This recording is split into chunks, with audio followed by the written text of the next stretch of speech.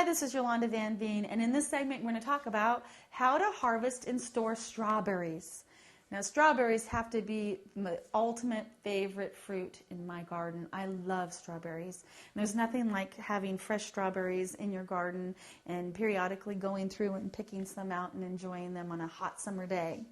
So when do you know when it's time to harvest your strawberries? How can you tell? Well, what I like to do is they kind of make a vine or they're a little plant and they make off runners. They'll have little flowers that turn into little berries and they'll keep getting bigger and bigger and bigger.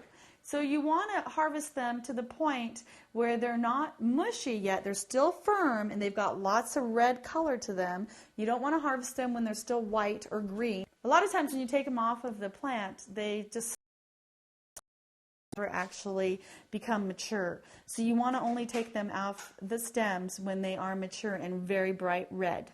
And so as soon as you take them off, what I like to do is soak them right in a bowl of water. Because that way, a lot of times, they'll still plump up a little more and they'll wash the dust off of it. And I take the stem right off I like to cut them right away with the stem off.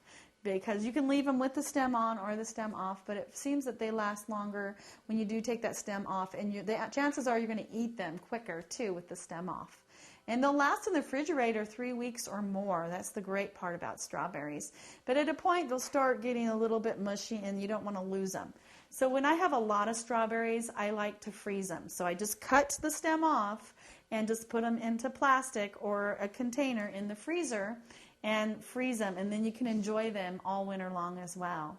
So whether you keep them in the refrigerator, you freeze them, or you can even dry them, strawberries are a great fruit.